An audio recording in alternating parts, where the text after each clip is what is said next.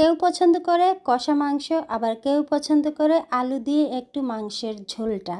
তো আমি সবার মন রক্ষার্থে একটা মুরগিকে আমি দুই রকমভাবে আজকে রান্না করব। সবাইকে আবারও ওয়েলকাম আমার আরও একটি রান্নার লং ভিডিওতে। এত লং না, কিন্তু 3 মিনিট ধৈর্য ধরে যদি দেখতে পারেন তাহলেই কিন্তু হয়ে যাবে।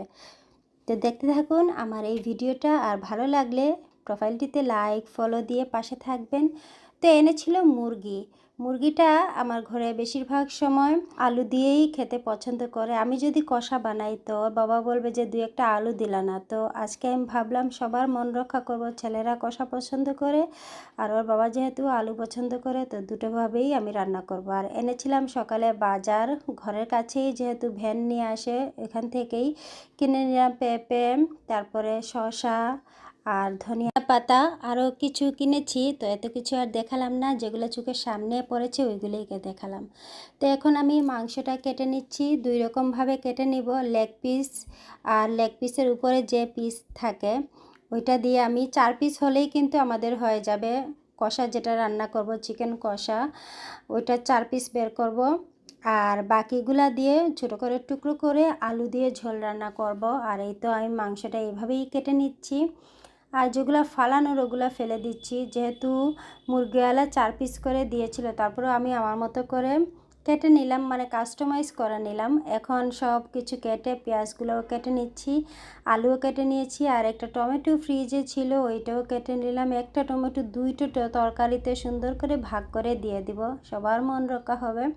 ঝোলের তরকারিও খুশি হবে আর মাংসের কষার তরকারিটাও খুশি হবে টমেটোকে পেয়ে। আর নিয়ে নিলাম আস্ত রসুন। আস্ত রসুনটা আবার সবাই পছন্দ করে, এই জন্য আস্ত রসুন নিলাম। এখন আমি চুলাতে দুইটা প্যান বসিয়ে দিয়েছি, একটা হচ্ছে ননস্টিক প্যান আর একটা হচ্ছে নর্মাল রান্না করারটা। তো একটাতে ঝোলের তরকারির জন্য পেঁয়াজ দিয়েছি, আর অন্যটাতে কষানোর জন্য পেঁয়াজ দিয়ে দিলাম, কষা মাংস রান্না করার জন্য।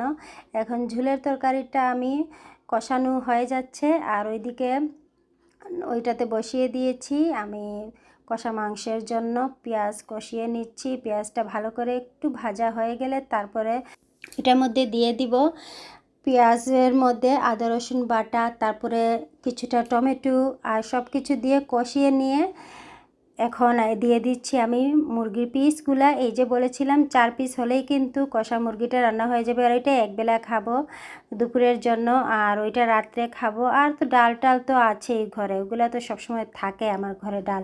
আর এখন আমি গোটা রসুনগুলোও কিন্তু দিয়ে দিয়েছি। আর এই পর্যায়ে কিন্তু আমার রান্নাটা কমপ্লিটের দিকে, কারণ আমি